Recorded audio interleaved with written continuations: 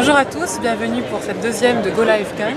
Nous sommes en direct de la terrasse du Grand Hôtel, un cadre privilégié, en compagnie d'Erwan Leduc, réalisateur du court-métrage Le Soldat Vierge, qu'on a eu l'occasion de voir il y a peu de temps dans le cadre de la Semaine Critique. Donc nous sommes bien à Cannes.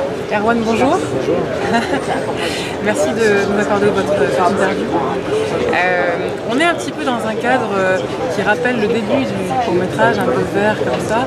On a même hésité d'aller carrément dans la pelouse pour rappeler un peu la faune. Quel est le cas du court-métrage? Parce qu'on comprend qu'on est dans une guerre, dans un conflit, mais on ne le situe pas très bien. Historiquement, il n'est pas... Non, mais ça c'est fait exprès, ouais. Quand on parlait de contexte, ça peut être aussi le contexte guerrier, alors peut-être ça marche aussi pour ici. Non, c'est effectivement la volonté, c'était de commencer, on commence dans un contexte de guerre, mais il n'y a aucune précision ni de lieu, ni de temps par rapport à cette guerre. On ne sait pas quand ça se passe, on ne sait pas où on est. Et ça c'est voulu, parce que c'est pas très important, c'est pas le propos de parler d'une guerre en particulier. Donc la guerre elle existe par le son quasiment uniquement. On l'entend au début, elle revient un petit peu à la fin, mais après on la perd assez vite. Et moi ce qui m'intéressait c'était de partir de ça, de partir de quelque chose d'un genre très précis, avec un soldat qui est blessé, qu'on trouve dans une espèce de marécage et qui s'enfuit avec son camarade, et à partir du moment où il s'enfuit, où il rentre dans cette forêt, on perd complètement la guerre, et pour moi c'est juste les deux. On se focalise sur le duo. Ouais, voilà, c'est ce qui se passe entre eux, et on rentre dans une intimité aussi qui est le sujet du film. Qui est le sujet du film. C'est un film sur l'amitié, sur jusqu'où on peut aller par amitié. Mais il y a aussi beaucoup d'humour, j'ai trouvé, la fantaisie, un vrai travail sur les images, même sur les couleurs. Oui, tout à fait. C'est vrai que sur l'image, en fait, ça fait avec le chef opérateur qui s'appelle Nicolas Mesdom, on a défini assez vite quelques parties pris de mise en scène assez forts.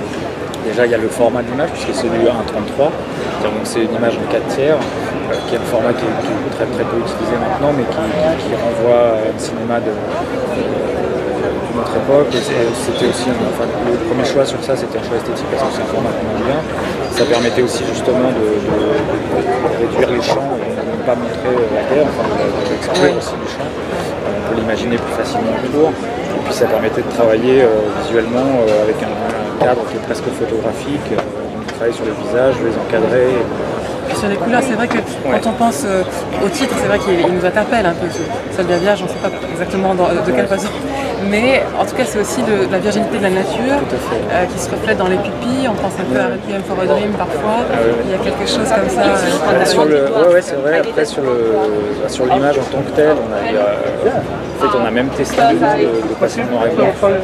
Et il y avait des choses qui étaient très belles, beaucoup moins. Et on est revenu en arrière, mais je pense que ça nous a influencé sur le traitement vraiment de la couleur. En fait. C'est très désaturé. Et donc voilà, c'est ça qui a donné aussi cette image un peu particulière, ce style un peu particulier. Et après, c'est vrai que tout ce qui est nature, ça c'était vraiment l'intention dès le départ de travailler sur ça, de faire ressentir ça, et au son beaucoup, de travailler beaucoup au son. En fait, on a tourné dans la région Rhône-Alpes, près de Saint-Étienne. Oui, parce que c'est la région Rhône-Alpes qui nous a aidés de faire cette film. Et donc, on tournait là-bas, mais moi je voulais que ce soit qu'on puisse s'imaginer ailleurs. Et ça passe aussi par le son, c'est-à-dire que je vais des sons de jungle, des sons de forêt tropicale, ce genre de choses. Donc c'est très présent à ce niveau-là, et c'est ça, je pense, qui participe aussi à brouiller les repères. Tout à fait, c'est un lieu un peu intemporel, il y a ce côté-là. Et puis, on comprend aussi que c'est d'autant plus intemporel que le personnage principal est blessé. Donc à partir de là, ses sens vont être un petit peu floutés. Et oui, on se détache un peu du côté réaliste. Ah oui, complètement. Oui. Après, c'est un film mental. On est de plus en plus dans sa tête. On peut même s'imaginer que tout le film est dans sa tête.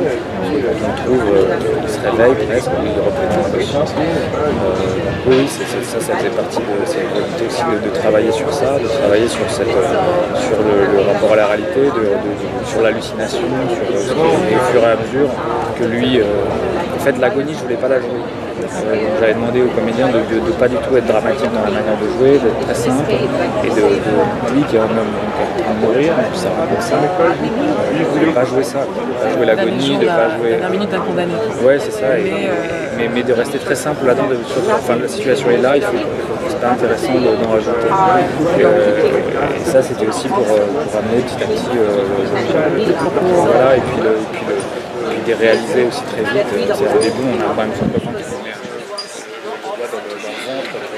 T'as mal, enfin il réagit pas. Ça fait un peu comme dans la Bible où on essaie de voir si vraiment les trous. Il y a cette image-là. Ouais. Il y a un côté en même temps un peu comique. Moi j'ai pensé un petit peu à Kaamelott à un moment donné parce que c'est vrai que c'est pour le personnage secondaire, notamment avec les cheveux longs, on l'imagine presque en Robin des Bois, un personnage secondaire, mais Robin des Bois. Voilà, on ne sait pas trop comment ils se sont mis dans cette galère, entre guillemets, mais ils sont quand même tous les deux. C'est vrai qu'il y a, moi, l'humour est important, et moi j'aime beaucoup c'est un humour un peu anglais, qui est très froid, voilà, où on va tout d'un coup dans des situations données pouvoir avoir des considérations qui n'ont rien à voir et accepter ça. Oui, tout à fait, il y a une absurdité qui est très présente, et puis surtout avec les personnages du sniper et du colonel qui arrivent comme ça et qui vont se retrouver à commenter cette action de manière très bizarre. C'est un peu Tintin, ça, il y a un côté ouais, il y a un truc comme ça. Et puis eux, ils sont complètement à distance, quoi. Ils commentent ça, ils se laissent prendre à ça, ils s'interrogent là-dessus. Oui, et eux, ils apportent aussi une dose il y a un décalage et une dose d'humour. C'est aussi un peu british aussi. Et alors, c'est vrai que ce que vous disiez, c'est qu'on ne se concentre pas sur l'agonie, mais on se concentre, comme le titre un peu l'indique, sur la dernière jouissance que peut avoir c'est-à-dire, voilà, il me reste quelques heures à vivre, qu'est-ce que j'en fais ?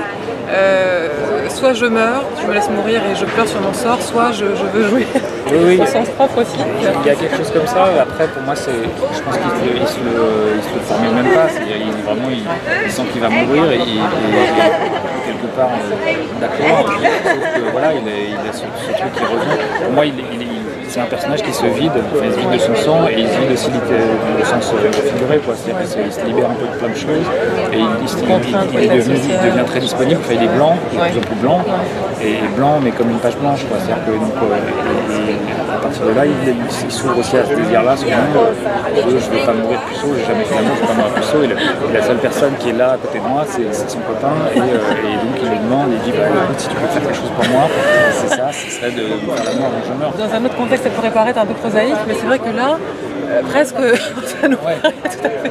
Non, mais c'est ça, moi ça m'intéresse de jouer avec ça parce qu'effectivement ça pourrait être de la blague, et sauf que donc il y a cette dimension de morbide, de mort qui arrive, qui fait que c'est quand même, on est un peu au-delà de ça, quoi. Et il y a un truc quand même un peu essentiel finalement donc ça ouvre à des questions, et des questions que se posent après le soldat et le sniper et le colonel sur l'amitié, qu'est-ce que tu ferais, est-ce que tu irais jusque là, une philosophie, ça devient voilà, ça pose un peu des questions plus générales. Moi c'est ça qui m'intéresse, c'est de prendre une porte d'entrée comme ça un peu prosaïque ou un peu drôle, et puis en même temps de l'amener ailleurs, et puis de vraiment mettre les personnages dans le doute, en fait, de s'interroger sur peut-être je ferais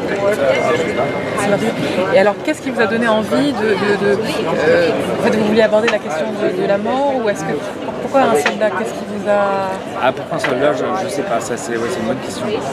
Moi dans tous mes films, j'essaie souvent de jouer avec des codes de genre, donc j'aime bien utiliser des personnes en uniforme, j'ai travaillé avec des policiers avant, c'est vrai que ça m'amuse parce que je trouve que ça m'intéresse, il y a un truc d'ordre que je peux facilement faire payer, par exemple. Ouais, là ça marche. Donc c'est par de là, après il y a... Enfin, voilà, c'est un postulat de départ pour aborder des sujets. Ouais, après je pensais aussi peut-être, j'ai pas vraiment... Je ne me suis pas posé la question, en fait j'ai commencé à écrire sur ça, c'est venu comme ça. Moi ce qui m'intéressait c'était aussi, ça mettait une situation de danger aussi tout de suite, une situation de mort tout de suite. Après peut-être que j'ai été aussi un peu influencé par l'époque, par le fait qu'on croise maintenant des militaires. C'est quelque chose qui a... J'en sais rien, je me suis posé la question, je me suis dit pourquoi tu le fais avec des soldats alors que j'ai pas un discours, il y a un discours un peu sous-jacent sur la guerre forcément, mais c'est pas frontal, c'est pas le propos du film, c'est pas ce qui m'intéresse, mais je sais une sorte de menace, mais qu'on n'identifie pas tellement, mais qui pour autant bouleverse la vie en tout cas une amitié et une conception Et c'est vrai qu'on connaissait le soldat Rose, le soldat Ryan, aujourd'hui on connaît le soldat Vierge. Voilà, c'est le dernier de la trilogie. Et quelle est la suite alors pour ce court-métrage? Soldat plus vierge. On lui souhaite en tout cas. Voilà.